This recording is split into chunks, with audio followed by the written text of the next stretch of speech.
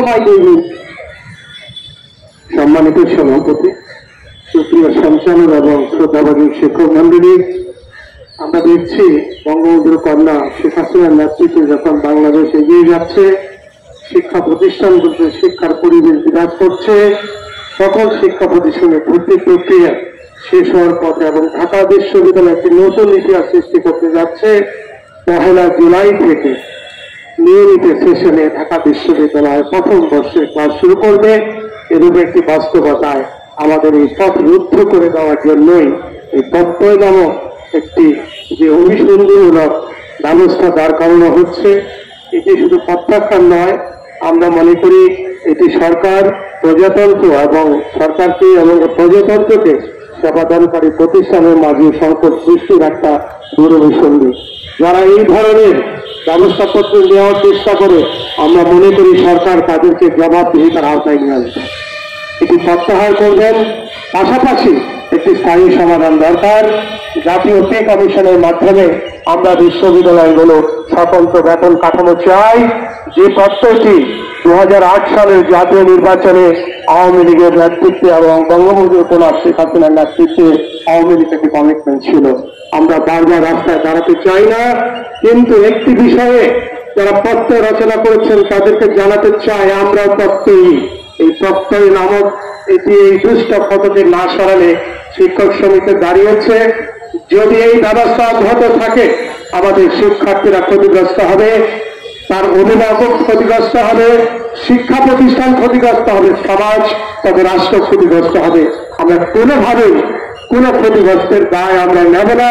আমার মনে হয় আমাদের জন্য আজকের প্রোগ্রামের পরে আর কোন প্রোগ্রামে যেতে না হয়, এটি সরকারের দায়িত্বশীল অংশ থেকে সিদ্ধান্ত নিয়ে দ্রুত একটি সিদ্ধান্ত জানিয়ে দিলেন। এই প্রত্যাশা রেখে শিক্ষক সমিতিকে ধন্যবাদ জানিয়ে এবং যারা মিডিয়া আছেন তাদের প্রতি এবং সরকারের বিভিন্ন সংস্থা আছেন আমরা দেখতে পাচ্ছি, তাদের কাছে অনুরোধ এই তথ্যগুলো সঠিকভাবে উপস্থাপন করুন। আন্দোলন আমাদের লক্ষ্য নয়, কিন্তু এই তথ্যকে প্রতিহত করতে যতটুকু আমাদের আন্দোলন করতে হয় সে কারণে শিক্ষক সমিতি কিন্তু দৃঢ়বদ্ধ। সবাইকে ধন্যবাদ। আমি এখন বক্তব্য দানের জন্য আহ্বান করছি ঢাকা বিশ্ববিদ্যালয় শিক্ষক সমিতির কার্যকরী পরিষদের সম্মানিত সদস্য এবং ভারপ্রাপ্ত ডিপার্টমেন্টের অনুষদ অধ্যাপক ডক্টর ফেরোজ আহমেদ। ধন্যবাদ। সম্মানিত সাধারণ সম্পাদক, উপস্থিত আছেন শিক্ষক সমিতির সম্মানিত সভাপতি, উপস্থিত অন্যান্য শিক্ষক মন্ডলী এবং সাংবাদিক ভাই ও বোনেরা, আজকে আমাদের কাছে খুব লজ্জাজনক, আমরা শিক্ষকরা আজকে আমাদের একটি দাবি বলবো না আমাদের কাছ থেকে ছিনিয়ে নেওয়া হয়েছে, সেটি আবার পুনরুদ্ধারের জন্য আমরা আজকে এখানে দাঁড়াতে হয়েছে।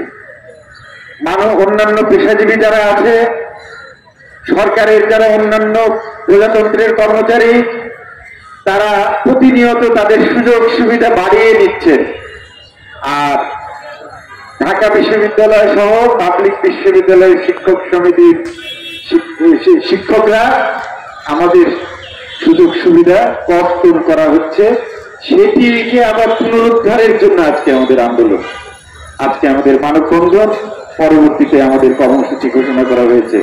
আপনারা সেটি শুনেছেন। সম্মানিত শিক্ষক মন্ডলী, তারাও আমাদেরকে ম্যান্ডেট দিয়েছে, আমরা আলোচনার মাধ্যমে সমস্যার সমাধান করতে চাই।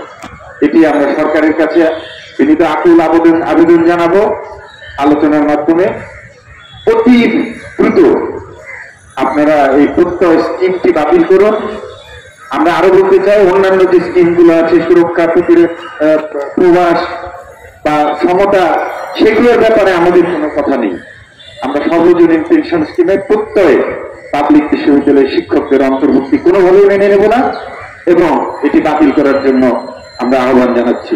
পাশাপাশি আরেকটি দাবি করে আমি শেষ করব, কারা আমাদেরকে রাস্তায় নামালো, কারা আমাদেরকে মুখোমুখি অবস্থানে দাঁড় করাবার চেষ্টা করছে, সেই জিনিসটিও সরকারকে বিশ্লেষণ করতে হবে, সরকারকে অনুসন্ধানের মাধ্যমে বের করে তাদেরকে শাস্তিমূলক ব্যবস্থার আওতায় নিয়ে আসতে হবে। ধন্যবাদ। জয় বাংলা, জয় বঙ্গবন্ধু। আমি এখন বক্তব্য দানের জন্য আহ্বান করছি বিজ্ঞান অনুষদের সম্মানিত ডিন এবং ঢাকা বিশ্ববিদ্যালয়ের শিক্ষক সমিতির সহ সভাপতি অধ্যাপক ডক্টর মোহাম্মদ সামাদ আপনার।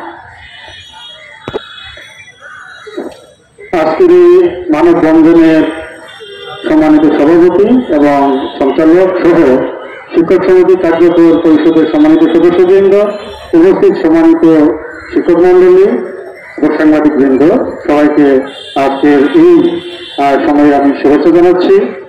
ইতিমধ্যেই আমরা অনেক বক্তব্য শুনেছি, একেবারেই যৌক্তিক। আপনারা সাংবাদিক ভাইরা যারা আছেন তারা বিষয়টি নিশ্চয়ই সুন্দরভাবে অনুধাবন করতে পেরেছেন। মাননীয় প্রধানমন্ত্রী যখন সার্বজনীন পেনশন স্কিম ঘোষণা করে তখন ঢাকা বিশ্ববিদ্যালয় সহ বিশ্ববিদ্যালয় পরিবারের সবাই সেটিকে স্বাগত জানিয়েছি আমরা। কারণ এই মহৎ উদ্দেশ্য যেটা, যারা আমরা পেনশনভুক্ত ছিলাম আর আমাদের দেশের সাধারণ মানুষ, বেসরকারি চাকরিজীবী, তারা পেনশনভুক্ত ছিলেন না। মাননীয় প্রধানমন্ত্রী প্রত্যেকের জন্য সমান সুবিধা নিশ্চিত করার জন্য সেই 4টি স্কিম ঘোষণা করেছিলেন।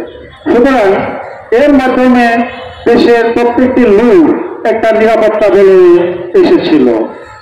এর 4টি যখন ঘোষণা হয় তখন কিন্তু এই প্রত্যয় নামে যে আজকে যে আমরা যেটিকে আমরা প্রত্যাহার করছি সেই স্কিম কিন্তু ছিল না, আপনারা সবাই জানেন। তো এই প্রত্যয় স্কিমকে কেন এই মুহূর্তে নিয়ে আসা হলো সেটা আমাদের একটি বড় প্রশ্ন, এবং সেটি আঘাত করা হলো সেই বিশ্ববিদ্যালয়, ঢাকা বিশ্ববিদ্যালয় সহ পাবলিক বিশ্ববিদ্যালয়ের সমস্ত শিক্ষক মন্ডলের উপর।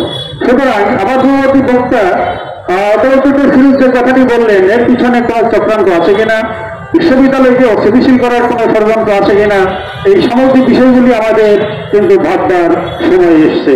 যে মুহূর্তে মাননীয় প্রধানমন্ত্রীর নেতৃত্বে বাংলাদেশ এগিয়ে যাচ্ছে, আগামী 41 সালের মধ্যে আমরা স্মার্ট বাংলাদেশ তৈরি করতে চাই।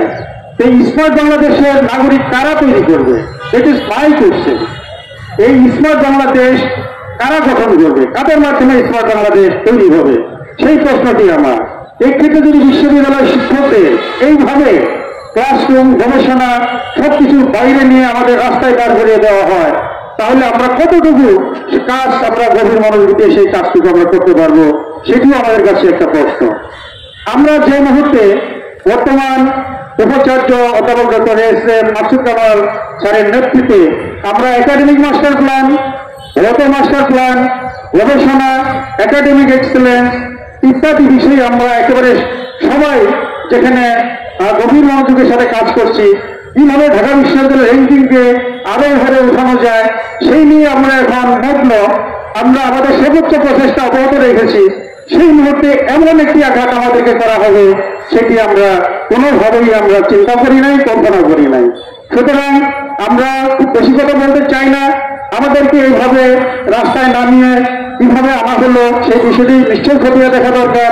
এবং আমি একই সাথে বলতে চাই, মাননীয় প্রধানমন্ত্রী সবার জন্য চিন্তা করেন, নিশ্চয়ই তার বিষয়ও আছে, তাকে কিভাবে বোঝানো হয়েছে আমরা জানি না। তো এই বিষয়টি আপনারা সুন্দরভাবে একটু উপস্থাপন করুন, যেন আমাদেরকে আমাদের গবেষণা, শিক্ষা, ছাত্রের স্বার্থ সংশ্লিষ্ট বিষয় বাদ দিয়ে আমাদের এইভাবে যেন আন্দোলনে না আসতে হয়।